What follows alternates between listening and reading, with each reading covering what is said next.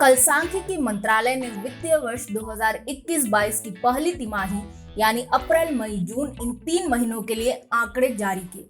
इन आंकड़ों में सकल घरेलू उत्पाद यानी जीडीपी में 20.1% की वृद्धि देखने को मिलती है और वहीं सकल मूल्य संवर्धन यानी जीवीए में 18.8% की वृद्धि देखने को मिलती है।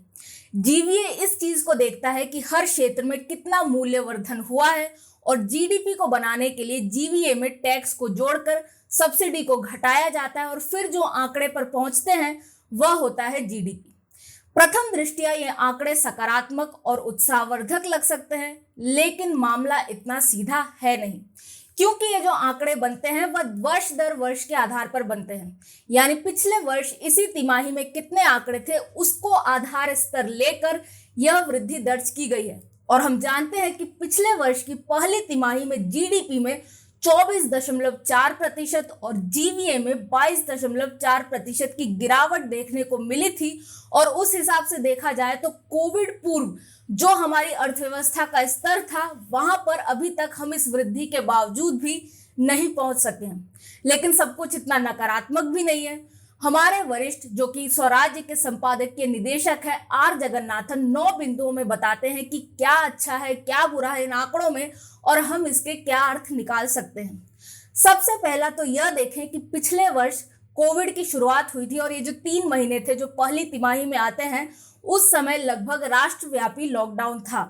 वहीं दूसरी ओर दूसरी लहर का पीक इस वर्ष मई में ही रहा था और उस हिसाब से दूसरी लहर पहली लहर की तुलना में विकराल भी थी। लेकिन फिर भी यह जो वृद्धि देखने को मिली है वह दर्शाती है कि राष्ट्रव्यापी लॉकडाउन की बजाय जब हर राज्य सरकार को अधिकार दे दिया गया कि वह अपने अनुसार लॉकडाउन लगाए तो उसमें अर्थव्यवस्था पर कम प्रभाव पड़ा। और आगे भी यदि कोविड चलता रहता है तो हमें इसी प्रकार की नीति अपनानी चाहिए ताकि हमारी अर्थव्यवस्था भी सुचारू रूप से चल सके। दूसरी चीज हम यह देखते हैं कि क्षेत्रवार यदि देखा जाए तो बहुत सारे क्षेत्र ऐसे हैं जिनमें काफी वृद्धि देखने को मिली है, लेकिन हम सब जानते हैं कि यह आंकड़ा पिछले वर्ष के आधार स्तर के आधार पर है और इसलिए यह जो वृद्धि का प्रतिशत है वह मायने नहीं रखता है। लेकिन जो मायने रखता है वह यह कि अर्थव्यवस्था वापसी कर रही है। फिर भी आंकड़ों को देखें तो पाएंगे कि निर्माण क्षेत्र में 68.3% की वृद्धि हुई है, विनिर्माण में 49.6%, व्यापार होटल परिवहन और संचार में 34.3% की वृद्धि हुई है और माइनिंग में 18.1% की वृद्धि हुई है। यहाँ पर आंकड़े महत्व नहीं रखते, जो महत्व रखता है यह कि अर्थव्यवस्था वापसी कर रही है।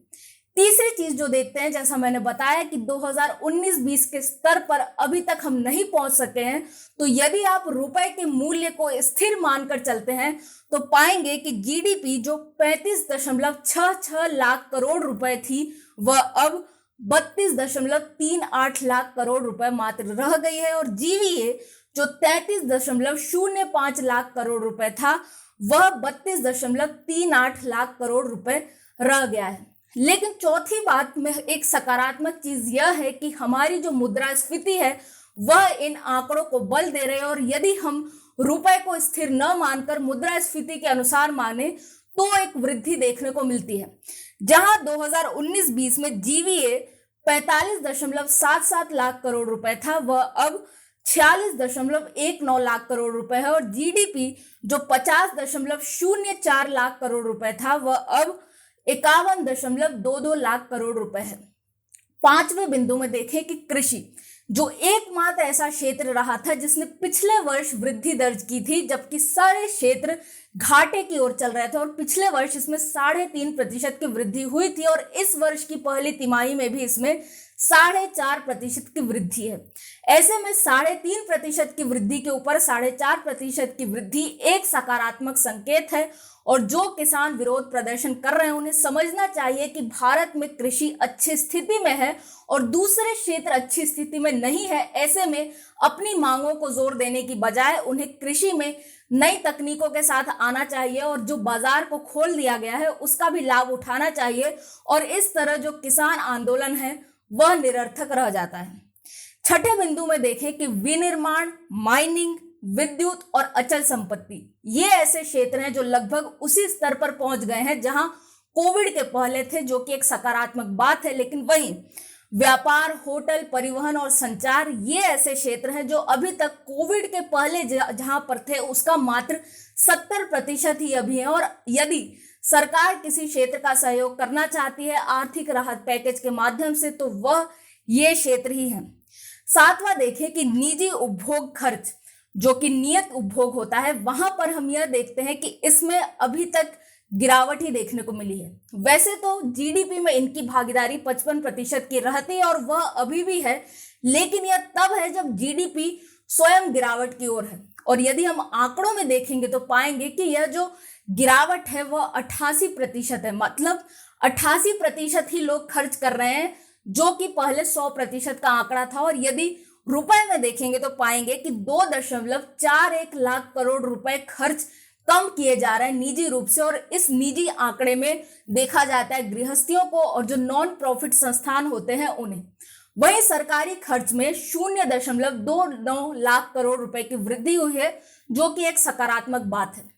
8वें बिंदु में देखें कि सकल निर्यात पूंजी निवेश में हमने एक गिरावट देखी है। 12.33 लाख करोड़ रुपए से, जो कि 2019-20 में था, वह 2021-22 की पहली तिमाही में मात्र 10.22 लाख करोड़ रुपए है, जो कि गिरावट दर्शाता है। लेकिन वहीं 9वें बिंदु में देखें कि निर्यात में भारत अच्छा प्रदर्शन कर रहा है और 2019-20 में जो यह आंकड़ा 7.06 लाख करोड़ रुपए का था, वह अब 7.68 लाख करोड़ रुपए का हो गया है। ऐसे में कुल मिलाकर हम पाते हैं कि अर्थव्यवस्था के चालक जो 4 क्षेत्र होते हैं, निजी खर्च, सरकारी खर्च, निर्यात और निवेश, इन चारों में से सिर्फ 2 ही अच्छे से काम कर रहे हैं। एक है सरकारी उपभोग और दूसरा है निर्यात। और 2 ऐसे क्षेत्र हैं जैसे निवेश और निजी उपभोग, यहाँ पर स्थिति उतनी अच्छी नहीं है। और अब सरकार को चाहिए कि यदि वह कॉरपोरेट और उपभोक्ताओं को लाभ दिलाना चाहती है तो इन दोनों क्षेत्रों के लिए कुछ प्रयास करे। और जो क्षेत्र मंदी में चल रहे हैं, जहां पर नौकरियों का अभाव है, वे भी ऐसे ही क्षेत्र हैं जैसे व्यापार, होटल, परिवहन और संचार। वहां पर भी सरकार को सहायता करने की आवश्यकता है। लेकिन कुल मिलाकर हम यह समझ सकते हैं कि कोविड से उभरने में भारत एक सकारात्मक दिशा पर है, लेकिन पहले की स्थिति में पहुंचने के लिए हमें थोड़ी और प्रयास करने होंगे। मैं हूं निष्ठा अनुश्री, देखते रहें स्वराज्य।